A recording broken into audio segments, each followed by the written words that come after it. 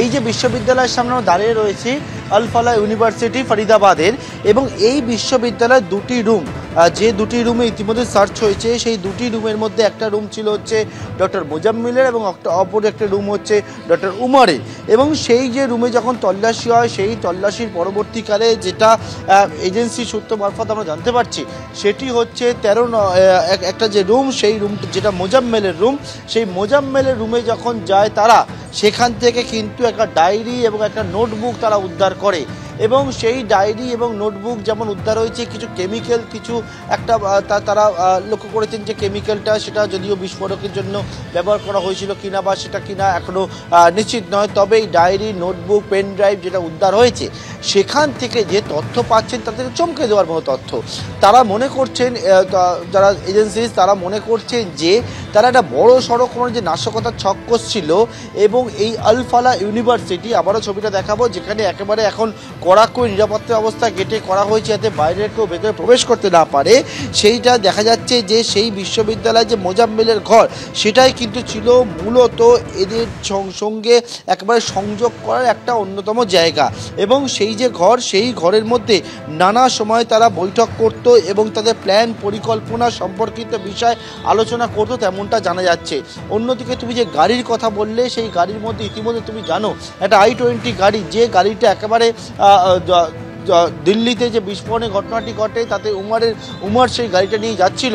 সেই গাড়ি ছাড়াও আরও একটা গাড়ি, রেড কালারের ইকোস্পোর্টস গাড়ি, গতকালকেই কিন্তু সামনে আসে এবং সেই গাড়িতে একেবারে রাতভর সেখানে এনএসজি থাকে। গাড়িটা এখনও এখান থেকে বেশ কয়েক কিলোমিটার দূরে একটা গ্রামের মধ্যে রাখা হয়েছিল। এবং আরও একটা গাড়ির হদিশ কিন্তু তদন্তকারীরা পেয়েছেন এবং সেই গাড়িটাকেও পরীক্ষা নিরীক্ষা করার কাজ কিছুক্ষণ পর থেকে শুরু হবে। একটা ব্রেজা কার, সেটাও কিন্তু হদিশ তারা পেয়েছেন।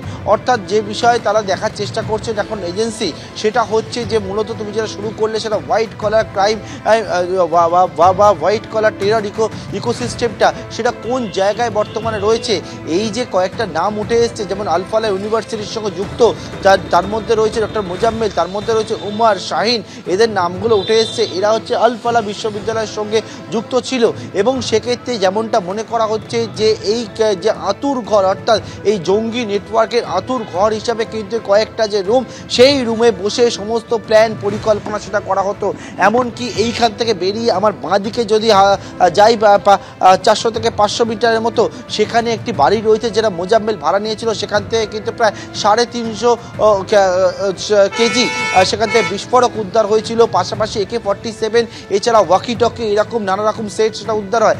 ডান দিকে বেশ কয়েক কিলোমিটার গেলে সেখানে কিন্তু মোজাম্মেল 3 বছর আগে একটা বাড়ি ভাড়া নেয়, যেখানে গতকালকে দেখিয়েছিলাম সেখানে প্রায় 2500 কেজি সেখান থেকে কিন্তু যে বিস্ফোরক, সেই বিস্ফোরক উদ্ধার হয়েছে। আল ফালাহ ইউনিভার্সিটির ছবিটা একেবারে দেখাবো, যে ভেতর দিকে ছবিটাও দেখাবার চেষ্টা করবো একটু। সেখানে হচ্ছে এখন নিরাপত্তা অবস্থাকে কড়াকড়ি আঁটোসাঁটো করা হয়, যদিও বিশ্ববিদ্যালয়ের তরফ থেকে গতকালকেই জানানো হয়েছে যে এই যে গোটা বিষয়টাকে সামনে আসে তার সঙ্গে তাদের কোনো রকমভাবে কোনো যোগাযোগ নেই, তারা তদন্তকারী সংস্থার সঙ্গে যোগাযোগ করবে। তাই প্রত্যেক দিন আমরা দেখতে পাচ্ছি যারা এজেন্সির সদস্যরা রয়েছে, পুলিশ, ফরিদাবাদ পুলিশ, আইবি, পাশাপাশি NIA থেকে শুরু করে এজেন্সির সদস্যরা, তারা নানা সময় যাচ্ছেন, গিয়ে এই বিশ্ববিদ্যালয়কে হয়ে উঠেছিল জঙ্গি নেটওয়ার্কের আঁতুড়ঘর সেটা জানার জন্য কিন্তু যে জিজ্ঞাসাবাদ, সেই জিজ্ঞাসাবাদ করা হচ্ছে। আরও একটা গাড়ির হদিশ তারা পেয়েছেন, ব্রেজা কার, এবং সেটাকেও পরীক্ষা নিরীক্ষা করা হবে বলে আমরা জানতে পারছি। ধন্যবাদ পার্থপ্রতিম।